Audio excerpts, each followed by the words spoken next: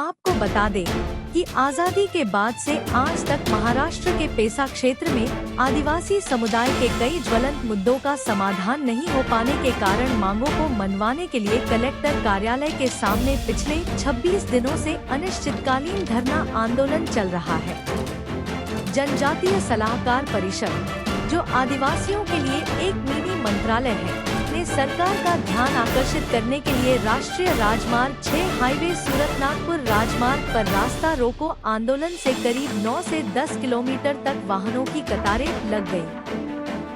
प्रदर्शनकारियों ने कहा कि अगर 9 अगस्त तक मांगे नहीं पूरी हुई तो भरत गावित के अगुवाई में आने वाले 9 अगस्त को आदिवासी दिवस पर रेलवे रोको आंदोलन करेंगे। इस सड़क रोको आंदोलन का नेतृत्व भरत गावित अगुवाई में सैकड़ों आदिवासी प्रदर्शनकारी मौजूद थे। रास्ता रोको आंदोलन करीब 2 घंटे तक चला। नेशनल हाईवे पर रास्ता रोको किया गया। प्रदर्शनकारियों ने कहा कि अगर ये मांगे पूरी नहीं हुई तो विरोध और भी उग्र रूप में जारी रहेगा। पुलिस ने भाजपा के भरत गावित और केटी गावित और सभी प्रदर्शनकारियों को हिरासत में लेने के बाद राष्ट्रीय राजमार्ग को खाली करा दिया। हम तुम्हारे साथ हैं, हम तुम्हारे साथ हैं, हम तुम्हारे साथ हैं। जय जोहार का नारा है, भारत देश हमारा है, असा तसा देत नाही, देशाशिवाय राहत नाही, असा तसा देत नाही।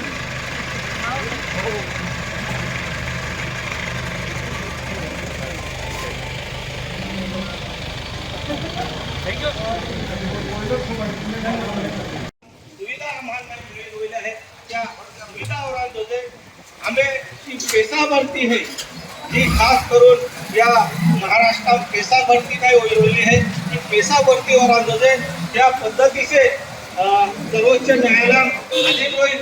सर्वोच्च न्यायालय आदेशाप्रमाणे जर आदिवासी समाजात एसीची बैठक झालीच पाहिजे, एसीची बैठक झालीच पाहिजे, अंमलबजावणी झालीच पाहिजे, पेसा कायद्याची अंमलबजावणी पद्धतीने 28 जून पासून आदिवासी समाजाच्या विविध मागण्यांसंदर्भात जवळजवळ 21 मागण्या आहेत आणि त्या मागण्या जोपर्यंत आमच्या पूर्ण होत नाही तोपर्यंत हे आंदोलन आमचं धरणे आंदोलन चालूच राहणार आहे। आम्ही शासनाचं लक्ष वेधण्यासाठी आदिवासी पद्धतीने तूरवाद्य वाजवून शासनाचं लक्ष वेधलं। त्याच्यानंतर आम्ही घंटानाद केला आणि त्यानंतर आज राष्ट्रीय महामार्ग क्रमांक 6 हा रोखण्याचा आम्ही प्रयत्न केला आणि या पद्धतीने सनदशीर मार्गाने आम्ही शासनाकडे वेळोवेळी मागणी करत आहोत की लवकरात लवकर जी ॲडवायझरी कमिटीची मीटिंग आहे ती मीटिंग लवकरात लवकर आदरणीय मुख्यमंत्री महोदय यांनी घेण्यात यावी आणि जेणेकरून त्या ठिकाणी आदिवासी समाजाच्या ज्या मागण्या आहेत त्या बैठकीमध्ये चर्चेला जातील आणि त्यांना त्या ठिकाणी आमच्या समाजाला न्याय मिळेल यासाठी आमचं आंदोलन आहे।